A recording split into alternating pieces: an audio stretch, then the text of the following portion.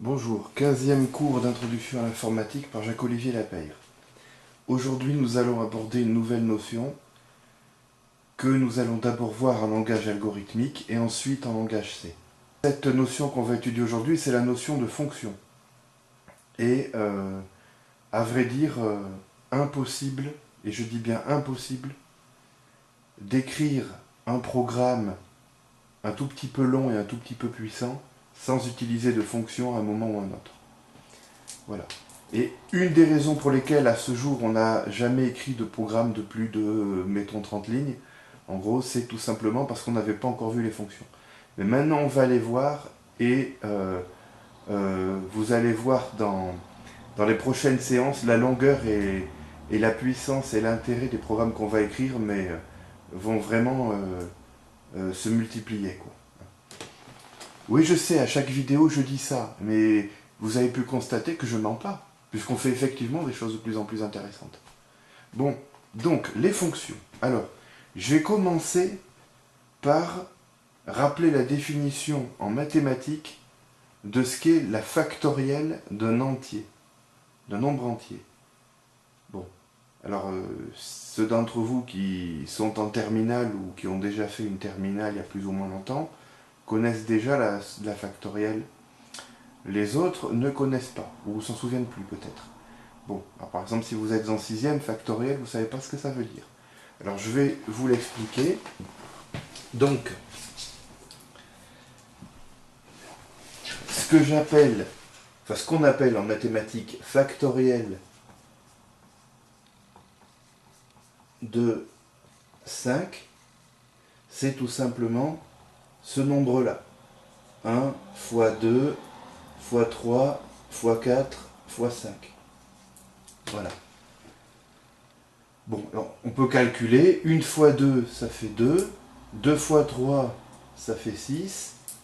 6 fois 4, ça fait 24. Et 24 fois 5, ça fait 120. Conclusion, la factorielle de 5, c'est 120. Voilà. Et en mathématiques, on a une notation, on écrit ça comme ça. Factorielle de 5, ça s'écrit 5 points d'exclamation, mais on ne lit pas 5 points d'exclamation. Hein. On lit factoriel de 5 ou bien 5 factoriel. Factoriel de 5, c'est égal à 120. Et le calcul qu'on a fait pour trouver ce résultat, c'est 1 fois 2 fois 3 fois 4 fois 5. Bon. Donc, très bien. Si on veut calculer la factorielle de 7, bah, c'est le même principe. Factoriel de 7, ça va être égal à 1 fois 2 fois 3 fois 4 fois 5 fois 6 fois 7. Pas dur. Alors tout ça, on l'a déjà calculé. On sait que ça fait 120. Voilà. 120 fois 6, bon, 6 fois 100, ça fait 600. 6 fois 20, ça fait 120. Donc tout ça fois 6, ça va faire 720. Et donc il reste à faire 720 fois 7. Alors 700 fois 7, ça fait 4900. 20 fois 7, ça fait 140. Donc factoriel de 7, ça fait 4900 plus 140, c'est-à-dire 5040. Voilà. Il n'y a évidemment pas besoin de la calculatrice pour calculer ça. Honte à vous si vous l'avez fait. Voilà. Au pire, si vous n'êtes pas doué en calcul mental, vous pouvez toujours poser les opérations et les calculer à la main comme on apprend à faire à l'école primaire. Hein. Ça marche très bien. Oui, c'est plus long que d'utiliser la calculatrice, on est bien d'accord. Seulement, ça entraîne le cerveau. Alors que trop utiliser la calculatrice, ben, le cerveau, il fond parce qu'il ne sert plus à rien. Bon. Alors, voilà, on a défini un truc en maths qui s'appelle factoriel. Factoriel d'un entier n quelconque, c'est 1 fois 2 fois 3 fois 4, etc. jusqu'à n lui-même. Bon, alors, il y a quand même une petite particularité, c'est que factoriel de 0, c'est égal à 1. J'explique pas pourquoi, c'est pas un cours de maths. Bon, factoriel de 0, c'est égal à 1. Factoriel de 1, c'est égal à 1 aussi. Factoriel de 2, c'est 1 fois 2. Factoriel de 3, c'est 1 fois 2 fois 3. Factoriel de 4, c'est 1 fois 2 fois 3 fois 4, etc. Bon, donc factoriel de 7, on a calculé, ça fait 5040. Essayez de retenir ce résultat parce que tout à l'heure, on va calculer la factorielle de 7 sur ordinateur. On va voir s'il trouve aussi 5040. Bon. Maintenant, imaginons la chose suivante. Je veux écrire un petit programme en langage algorithmique qui calcule la factorielle de 7. Bon, donc la difficulté, c'est qu'il faut faire 7 multiplications à la suite. Voilà. Donc je peux toujours écrire ça. Si je veux calculer la factorielle de 7, je peux ranger ça dans une variable a. Voilà, dans la valeur de a, il y a factorielle de 7. Bon, d'accord. Bon, très bien. Maintenant, dans la variable b, on me demande de calculer factorielle de 8. Ben, je vais faire b reçoit ta fois 8. Je peux écrire ça comme ça, il n'y a pas de problème. Mais imaginons que dans mon programme, il y a une variable qui s'appelle, je sais pas, moi, mettons petit m. Et que dans cette variable petit m, il y a un nombre entier. Alors, peu importe sa valeur, ça peut être n'importe quoi. Ça peut être 7, ça peut être 8, ça peut être 9, ça peut être 3. En tout cas, c'est un nombre entier. Et qu'à un moment, je dois calculer la factorielle de m. Je ne peux pas écrire quelque chose du genre petit a reçoit 1 fois 2 fois 3 fois m. Ça, on l'écrit en maths, ça. Mais en programmation informatique, ça n'a pas de sens. Parce que l'ordinateur, ça, il ne saura pas l'interpréter. Hein. Donc, en fait, il va falloir qu'on écrive une boucle. Une boucle pour, par exemple, qu'est-ce qu'on va faire? On va initialiser une variable petit a à 1. Et après, si on veut calculer factoriel, mettons, de 7, si par exemple m vaut 7, qu'est-ce qu'on va faire? On va faire une boucle qui va aller de 1 à m, de 1 à 7 si m vaut 7, mais m, encore une fois, ça peut être n'importe quel nombre. On va faire une boucle qui va aller de 1 à m, et qui à chaque tour de la boucle va multiplier a par le nombre suivant. La première fois, elle va multiplier par 1, la deuxième fois par 2, la troisième fois par 3, la quatrième fois par 4, etc. jusqu'à m. C'est comme ça qu'on va calculer la factorielle de m, quel que soit m. Bon. Alors, si ce que je viens d'expliquer là ne vous paraît pas clair, au lieu de revenir en arrière et de vous le repasser, j'ai mieux à vous proposer. Je vais écrire sur mon ardoise le bout de programme en langage algorithmique qui fait ce que je viens de dire, et juste après, on va le faire tourner à la main, et là, vous comprendrez ce que ça fait et pourquoi ça marche. Voilà. Ça vous paraîtra plus parlant que ce que je viens de dire. Voilà. Ceux qui ont compris directement ce que je viens de dire, tel que je viens de le dire, c'est parfait. Ceux qui ne sont pas dans ce cas, écoutez bien la suite, ça va vous paraître plus clair. Alors, voici un bout de programme qui calcule la factorielle d'un nombre quelconque, enfin d'un entier quelconque, en langage algorithmique. Je vais commencer par dire donc a reçoit 1. Voilà, je vais supposer qu'on a une variable m, voilà, qui est de type entier, et que c'est la factorielle du nombre m que je dois calculer. Bon. Donc, je commence par mettre 1 dans une variable a, et après, je vais prendre un compteur de boucle, i, je vais dire pour i de 1 à m, qu'est-ce que je fais? Dans a, je vais stocker a fois i. Voilà. Et à la fin, ce que je prétends, donc ce que j'écris là, c'est pas du langage algorithmique, c'est une remarque en français que j'ajoute sur mon ardoise. À la fin, dans la variable a, eh bien, il y a la factorielle de m. On a effectivement calculé la factorielle de m. On va vérifier ça très simplement. Je vais prendre le cas où m est égal à 5. On va voir si le bout de code que j'ai écrit là calcule bien la factorielle de 5. Voilà, je commence par ranger 5 dans m, je range 1 dans a, donc dans m il y a 5, ça ne bouge pas. Dans a pour l'instant il y a 1. Voilà, et maintenant je commence à exécuter la boucle ici. Donc i varie de 1 à m, c'est-à-dire de 1 à 5. i va d'abord valoir 1, puis 2, puis 3, puis 4, puis 5. Bon. Alors,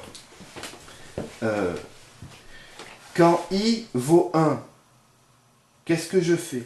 Je calcule a fois i, c'est-à-dire 1 fois 1, et je le range dans a. D'accord, donc dans a, il y a toujours 1, ça ne bouge pas. Maintenant, i passe à 2, i vaut 2. Qu'est-ce que je fais? Je multiplie a par i, 1 fois 2, ça fait 2, et je range ça dans a. D'accord, donc il y a 2 dans a. Ensuite, i passe à 3. Voilà. Qu'est-ce que je fais? Je calcule a fois i, 2 fois 3, ça fait 6, et je range ça dans a. Donc il y a 6 dans a. Je continue. I passe à 4. A fois i, ça fait 6 fois 4, 24, donc il y a 24 dans a. Et enfin, dernière étape, i passe à 5. 24 fois 5 a fois i, ça fait 120, et donc je range 120 dans a. Donc, et on avait calculé tout à l'heure que factoriel de 5, ça faisait bien 120, il n'y a pas d'erreur. Bon. Donc là, effectivement, on a bien calculé factoriel de 5 dans, et le résultat est dans la variable a, à la fin de l'exécution de notre boucle. Voilà. Pourquoi on a bien calculé factoriel de 5? Parce qu'à chaque fois, le nombre qui est là est multiplié par l'entier suivant. Donc ça fait bien le calcul qu'il faut faire. Et si au début de mon programme j'avais mis m reçoit 7, eh bien il y aurait eu 2 étapes de plus, 720 et 5040. On aurait bien calculé factoriel de 7. Donc, ce bout de programme-là en langage algorithmique permet de calculer la factorielle de m. Et le résultat se trouve dans la variable a à la fin. J'espère que vous en êtes bien convaincus. Parce que maintenant, on va enfin parler de ce qui nous intéresse aujourd'hui. On va se servir de ce qu'on vient de faire là pour en parler. On va parler des fonctions en informatique. Alors, comme on vient de le dire, ce bout de programme-là calcule factoriel de m. Imaginons que dans un programme, j'ai besoin de calculer une seule factorielle. Par exemple, je veux calculer factoriel de 7 pour vérifier que mon ordinateur trouve bien 5040. Bon. Eh bien, je peux toujours mettre m reçoit 7, ici, m reçoit 7, et ensuite mettre ça, et l'exécuter. Mais maintenant, imaginons que j'écris un programme qui a besoin de calculer plusieurs fois des factoriels. Par exemple, il a besoin de calculer d'abord factoriel de 13, puis ensuite factoriel de 7, puis ensuite factoriel de 6. Bon. Eh bien, je peux très bien écrire m reçoit 13, puis ensuite je mets tout ça, puis ensuite qu'est-ce que je vais écrire? Je vais écrire m reçoit 7, puis je vais faire un copier-coller de tout ça et je vais le mettre ici, comme ça il y aura ici un autre bout de code identique à celui-là qui calcule factoriel de 7, et après je vais recommencer, encore plus loin dans mon code, je vais mettre m reçoit 6, et je vais faire un autre copier-coller du même code. Bon, ça va faire un programme qui est inutilement long. Si jamais il y a une erreur dans ce qu'on a écrit là, eh ben, l'erreur, il faudra la corriger 3 fois au lieu d'une. C'est pas pratique. Et puis, surtout, si un jour j'ai besoin d'écrire un programme qui calcule 1000 factoriels, je n'ai pas dit la factorielle de 1000, j'ai dit qu'il calcule 1000 factoriels de nombres différents. Je ne vais pas faire un copier-coller 1000 fois. Enfin, je sais pas, si vous en arrivez à faire ça, il faut aller consulter un psy, quoi. Il y a un problème. 1000 copier-coller pour calculer 1000 factoriels, c'est pas possible. Bon. Alors, ce qu'il nous faut, c'est une méthode de programmation qui nous permet d'écrire ça qu'une seule fois, d'écrire une seule fois ce qu'il faut pour calculer la factorielle d'un nombre m quelconque, d'un entier m quelconque, et ensuite, dans notre programme, il faut qu'on puisse réutiliser ça autant qu'on veut. C'est-à-dire que ce morceau de programme, on va l'écrire quelque part, par exemple, dans un fichier .c, on va l'écrire au début de notre fichier, et après, plus loin dans le fichier, il faut qu'on puisse commander à distance l'exécution de ce bout de programme-là autant de fois qu'on veut, et en donnant à chaque fois une valeur différente à m. Alors si ce que je viens de dire là vous paraît pas très clair, pas de panique, je vais dire ça autrement.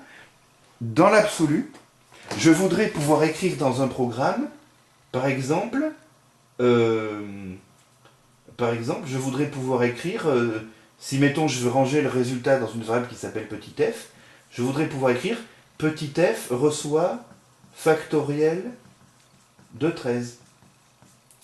Et ça ferait quoi?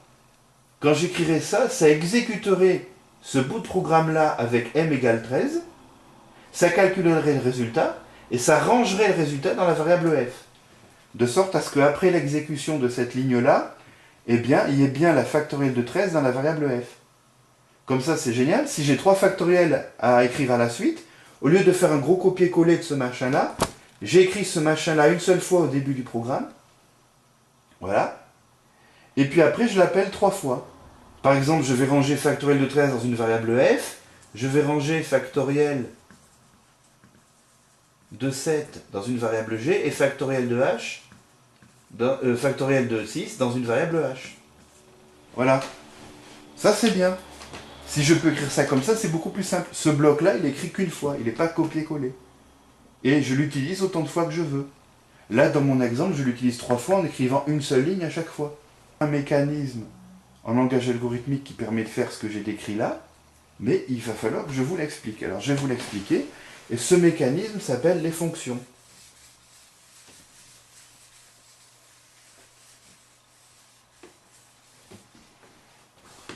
Alors, la première chose à dire, c'est de dire, voilà, je vais expliquer comment je calcule une factorielle. Bon. Et pour ça, je vais, sous-entendu, une factorielle d'un nombre m ou n quelconque. Hein. Et le bout de programme dans lequel j'explique ça, je vais appeler ça une fonction. Donc, je dis, voilà, je crée une fonction. Cette fonction, je l'appelle factorielle. Je l'appelle factorielle, mais je pourrais l'appeler Toto ou Titi. C'est moi qui décide ce nom-là. Hein. Je décide de l'appeler factorielle. Et cette fonction, elle travaille sur une variable que j'appelle, mettons, m, et qui est un entier. Voilà. Bon. Je commence par dire ça. Ensuite, je mets une accolade ouvrante pour dire voici le début du corps de ma fonction. Je n'oublie pas de mettre une accolade fermante à la fin. Tout ce qui est entre les deux accolades, ça va être des instructions que la fonction doit exécuter. Donc, qu'est-ce que je vais dire? Je vais dire, voilà, dans ma fonction, il y a une variable que j'appelle a, et il y a une variable que j'appelle i, et ces deux variables sont des entiers. Voilà. Dans a, il y aura le résultat qu'on calcule, hein, comme dans ce qu'on vient de voir, et i, ce sera le compteur de boucle. Et là, donc, je fais ma boucle. Alors, la boucle, je ne vais pas la réexpliquer, c'est la même que tout à l'heure. Hein. Je dis pour i de 1 à m, qu'est-ce que je fais? Je range a fois i dans a. Voilà. Voilà. Et comme ça, une fois que cette boucle pour a fini de s'exécuter, une fois qu'elle a fait ses m tours de boucle, dans la variable a, il y a la factorielle de m. Donc, il me reste juste une petite chose à écrire, c'est qu'à la fin de l'exécution de ce code-là, je veux pouvoir dire que le résultat de ce que j'ai calculé est dans A. Et ça se dit de la façon suivante. Retourner petit a. Voilà. Quand j'écris retourner petit a, ça veut dire que j'ai fait un calcul qui utilisait au fond 3 variables différentes, m, a et i, mais le résultat qui nous intéresse, il est dans petit a. Voilà. Donc, voilà, là j'ai défini en langage algorithmique une fonction factorielle. Bon.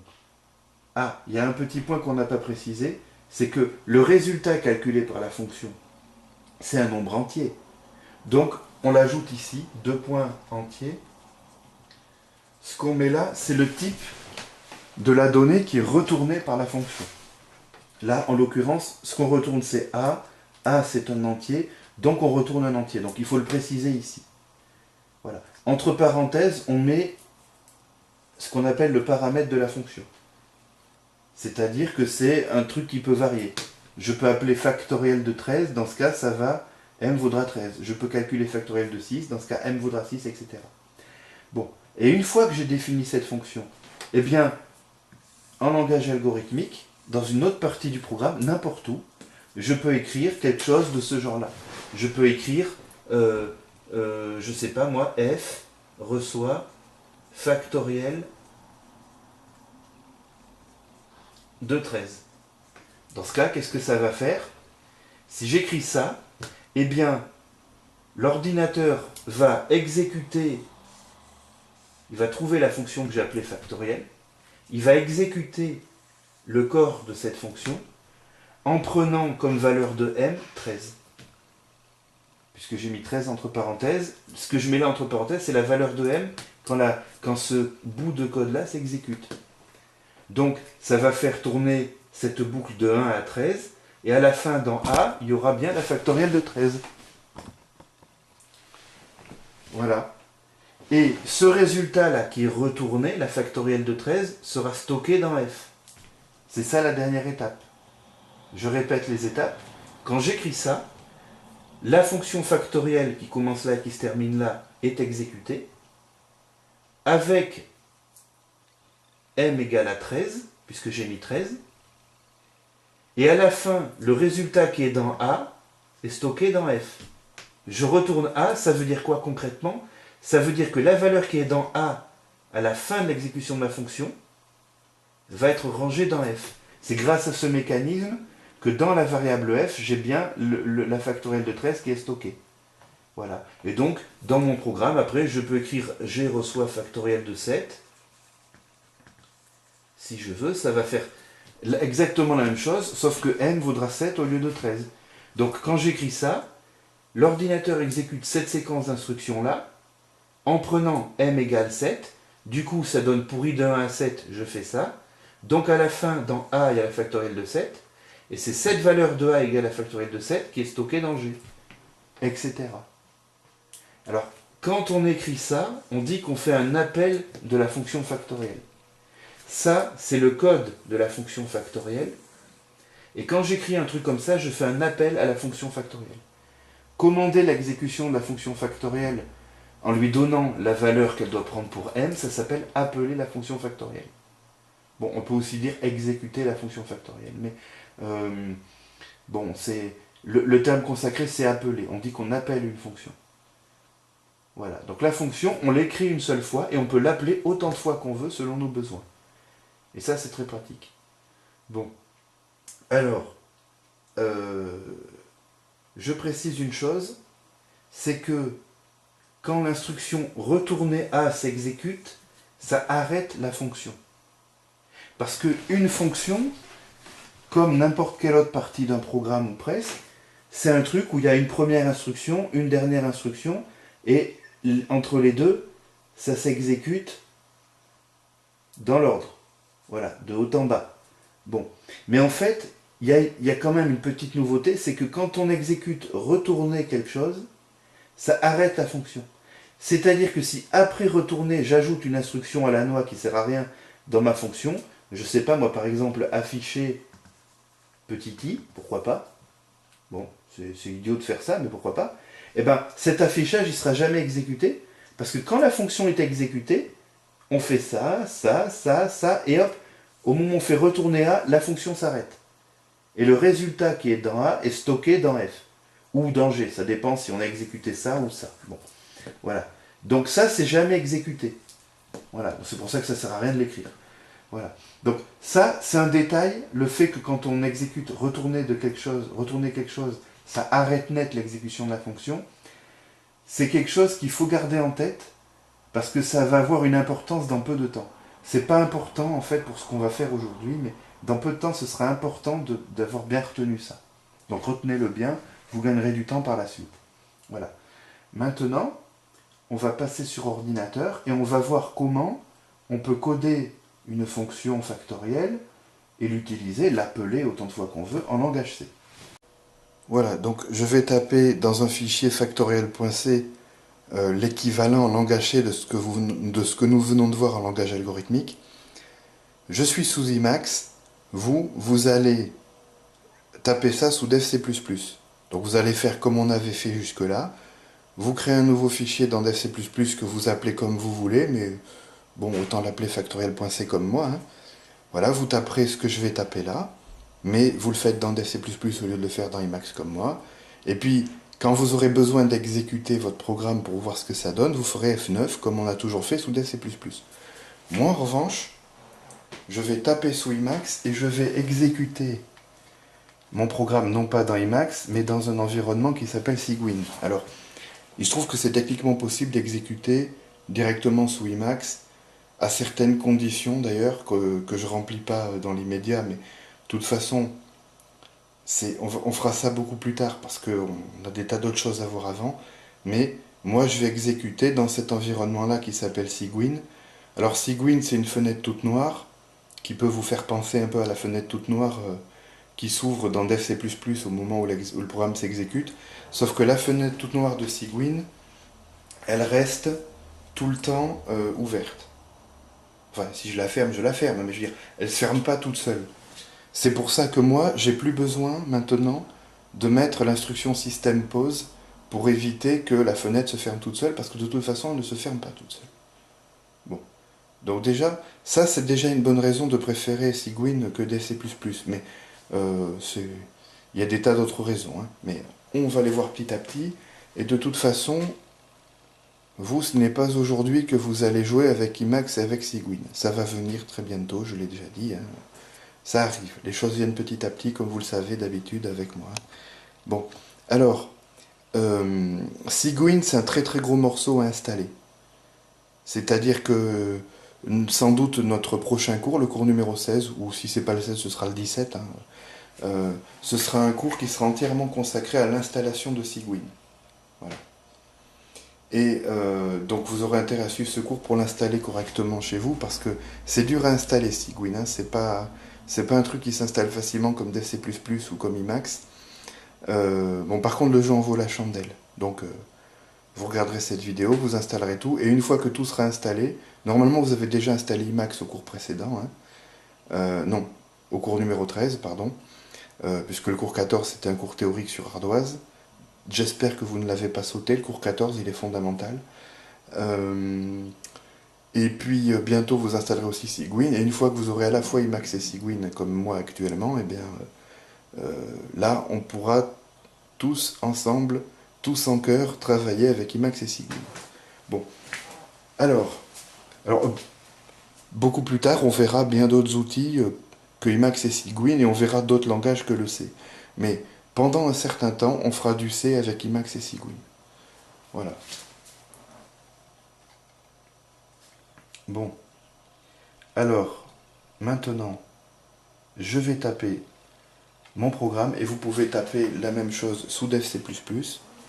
Donc, alors, quelque chose qui ne change toujours pas, je commence par ces deux lignes qui sont encore mystérieuses, je l'avoue. Voilà. Dans peu de temps, on fera ce qui s'appelle de la programmation modulaire, et ce sera le moment pour nous d'expliquer ce que veulent dire ces fameuses lignes, ces deux lignes que je viens de taper. Bon, ça va venir, hein, Si, ça va venir. Bon, alors maintenant, je vais créer ma fonction factorielle en langage C. Si, je vais le faire tout de suite. Je sais, j'écris que ces deux lignes-là, pour l'instant, ça vous surprend peut-être un peu, mais je vais directement écrire ma fonction factorielle. Alors en langage C, la première chose que je vais préciser, c'est le type de données qui est retourné par la fonction. Ma fonction factorielle, elle calcule un entier. La factorielle d'un entier, c'est un entier. Donc je commence par écrire int, pour dire que ma fonction va renvoyer un entier. Ensuite, je passe à la ligne. Et je vais donner un nom à ma fonction. Alors, comme tout à l'heure, je vais l'appeler factoriel. Voilà. Et ensuite, comme tout à l'heure, je vais mettre entre parenthèses le paramètre de la fonction. Donc le paramètre de la fonction, c'est un entier. Je l'avais appelé n ou m tout à l'heure. Je l'avais appelé n. Bon, ben là, juste pour rire, je vais l'appeler n. Je pourrais l'appeler m, je pourrais l'appeler t-type, ça n'a aucune importance. Voilà. Le paramètre de ma fonction, je l'appelle n. Cette fonction va calculer la factorielle de n. Bon. Et maintenant, je vais écrire le code de la fonction. Le corps, pardon, de la fonction. Hop, tac. Début de bloc, ici, fin de bloc là, et entre les deux, je vais mettre tout ce qu'il y a à mettre. Alors, on a dit qu'on avait besoin de deux variables qui s'appellent A et I. Voilà, très bien. Et ensuite, on a dit on fait une boucle pour. Alors, pour I de 1 à N, qu'est-ce que je fais? Eh bien, je range A fois I dans A. Alors, je vous rappelle que cette ligne-là, en langage C, je peux aussi l'écrire de la façon suivante. Voilà. Multiplier à Paris et ranger le résultat dans A, ça s'écrit comme ça. Hop. Alors, je vais l'écrire comme ça parce qu'on connaît. Si vous n'êtes pas sûr d'avoir déjà vu, vous avez qu'à regarder à nouveau le cours numéro 10. C'est dans le cours numéro 10 qu'on en parle. Bon, donc je vais écrire ça comme ça. Voilà. Bon, et à la fin, le résultat qui m'intéresse, il n'est pas dans N, il n'est pas dans I, il est dans A. C'est dans. Avec cet algorithme-là, c'est dans la variable A qu'est calculée la factorielle de N. Donc, qu'est-ce que je vais faire? Je vais faire return A. C'est le retourner A qu'on a vu en langage algorithmique. Voilà. Donc là, ma fonction factorielle, elle est terminée.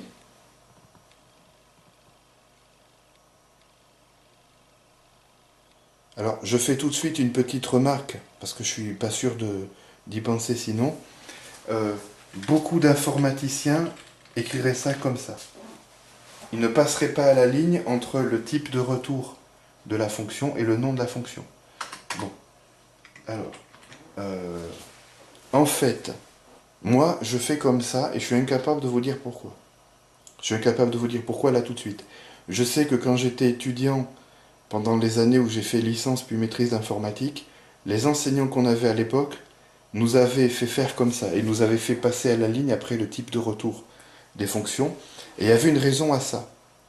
C'était parce que quand ils nous faisaient utiliser tel outil dont on se servait de temps en temps, c'était plus pratique si le programme était écrit comme ça. Je ne sais plus exactement ce que c'était. Toujours est-il que j'ai bêtement gardé cette habitude depuis. Voilà. Donc j'écris toujours mes fonctions de cette façon-là, alors qu'une programmation en langage C pur et dur, académique et tout, on écrirait plutôt ça comme ça. Bon, voilà. Mais je ne me souviens plus pourquoi nos profs nous le faisaient écrire de cette façon-là. Je m'en souviens plus, mais c'est sûrement quelque chose que je vais être amené à vous enseigner à mon tour un jour. Donc, d'ici là, il faudra bien que je le retrouve pour pouvoir vous en parler. Bon, alors voilà, la fonction factorielle, là, elle est terminée. Par contre, on n'a rien écrit d'autre. Alors, on va faire ce qu'on fait d'habitude. Int, main, A. Du coup, voilà. Int, argc, char, étoile, argv, crochet, crochet, tac, tac, tac. Accolade ouvrante, accolade fermante. À la fin du programme, je fais return exit success pour dire que le programme est terminé. Vous, n'oubliez pas, puisque vous êtes encore sous DC++, d'écrire ça. Hein. Moi, je ne le mets pas dans mon programme. Moi, je me le mets en commentaire sous Cygwin. Non seulement il n'y en a pas besoin, mais en plus, ça ne s'exécuterait pas. Cette instruction-là n'existe pas sous Cygwin. Bon, donc chez moi, je le mets en commentaire, vous le mettez en normal. Et là, qu'est-ce que je vais faire? Je vais rien faire. Voilà. Je laisse cette partie-là du programme telle qu'elle est là.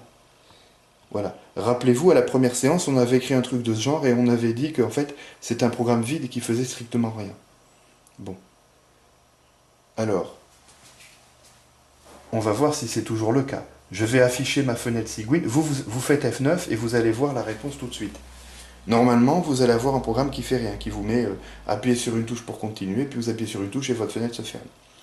Donc, moi, je vais faire ça sous Cygwin. Alors, il y a deux étapes pour faire ça sous Cygwin. D'abord, il faut que je tape ceci. Alors ça, on reviendra là-dessus quand on commencera à travailler sur Cygwin ensemble, mais ça va compiler le programme que j'ai écrit dans le fichier factoriel.c. Donc compiler, on expliquera ce que ça veut dire à l'occasion. Voilà. Hop, j'exécute cette commande-là dans la fenêtre de Cygwin. Voilà. Bon.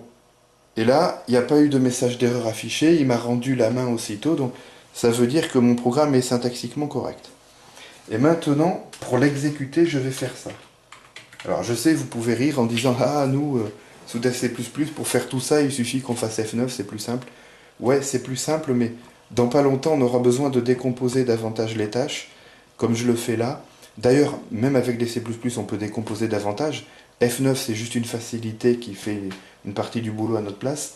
Dans peu de temps, on aura besoin de décomposer, disais-je, donc de toute façon, il n'y aura plus de F9 qui tiennent d'FC++ ou pas d'FC++. Hein. Donc maintenant, j'exécute mon programme et il ne se passe rien. Il affiche rien, il rend la main aussitôt. Donc effectivement, c'est un programme qui fait rien. Voilà. Quelque part, c'est pas surprenant. Là, ici, j'ai rien écrit d'autre que juste terminer le programme. Là, cette instruction-là qui termine le programme. Donc, honnêtement, on ne devrait pas être surpris que ça fasse rien. Bon, et pourtant, de notre côté, si, on peut être surpris quand même, parce que on sait quand même enquiquiner à écrire une fonction factorielle. Alors, pourquoi le programme ne fait rien? Eh bien, le programme ne fait rien, tout simplement parce que notre belle fonction factorielle, je vous zoome dessus parce que si jamais vous avez eu du mal à la lire jusque-là, maintenant vous pouvez la lire. Notre belle fonction factorielle, on ne l'appelle pas. Ça sert à rien de créer une fonction si on ne l'appelle jamais. Alors je vais l'appeler, voilà, hop, je vais appeler ma fonction pour l'utiliser.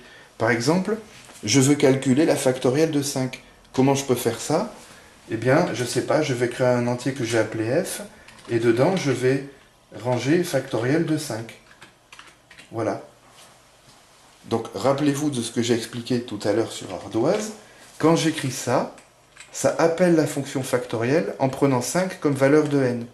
Du coup, les instructions qui sont là, elles vont s'exécuter pour n égale à 5. Du coup, le i va aller de 1 à 5, et à la fin de l'exécution du corps de la boucle, dans a, il y aura bien la factorielle de 5, qui vaut 120, hein, si j'ai bonne mémoire. Bon. Et comme ici on met return a, eh bien, c'est cette valeur de a qui vaut 120 dans notre cas, qui va être stockée dans f. Donc si j'ai bien écrit le code de la fonction factorielle tout à l'heure, s'il n'y a pas d'erreur dans mon programme, dans la variable f doit y avoir 120. On va vérifier ça en affichant la valeur de f. Et je passe à la ligne juste après. Voilà. Hop. Donc très bien, vous pouvez vérifier que ça donne bien 120, il vous suffit de faire F9. Moi, je refais ça et ça. Ah, mon programme plante. Il m'affiche une valeur aberrante. Ouais, ça veut dire que ma fonction n'est pas correcte. Parce que, ici, j'ai très bêtement oublié d'initialiser la variable a à 1. Voilà. Bon, donc, hop là, on va revérifier. Voilà, 120, c'est la bonne réponse. Parfait. Alors, petite précision, au passage. Initialiser a à 1, je peux très bien le faire comme ça. Je peux aussi l'écrire là. Voilà, ça va faire la même chose.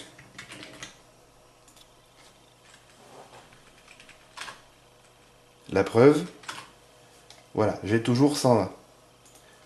Voilà, juste pour le plaisir. Hop. Je vais calculer aussi factoriel de 7. Voilà. Hop là.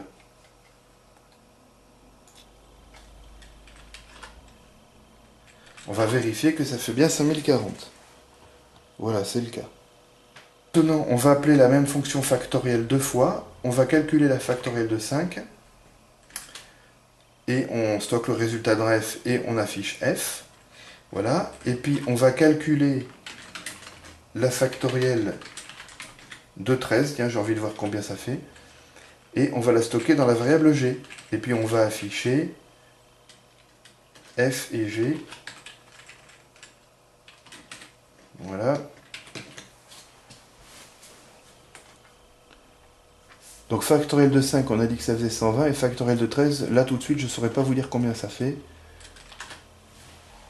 Voilà, donc ça fait, semble-t-il, ce nombre-là.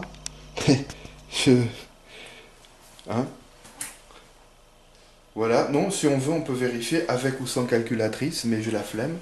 Oui, même avec, j'ai la flemme. Bon. Et voilà, juste pour terminer cette séance, on va un petit peu embellir notre affichage.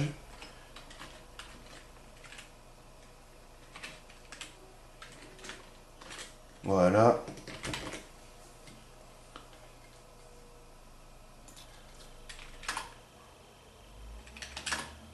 Voilà. Voilà. Donc la variable g a beau contenir un nombre assez grand, puisqu'il a 13 chiffres, non, 10 chiffres, ça n'empêche pas que la variable g n'occupe que 4 octets en mémoire. Voilà, je fais une petite piqûre de rappel sur ce thème. J'espère que vous avez suivi le cours 14 et que vous l'aviez apprécié, parce que il est un peu atypique, mais c'est vraiment fondamental. J'espère que vous avez aussi apprécié celui-ci, le 15, puisque on vient d'introduire les fonctions et c'est une condition nécessaire pour que les prochains programmes qu'on va écrire soient vraiment puissants et intéressants. Voilà, et dans peu de temps, vous ferez ça comme moi avec Emacs et Cygwin, et petit à petit, vous verrez à quel point c'est mieux que Dev C++. Bon, eh bien, ce cours numéro 15 est terminé. À bientôt.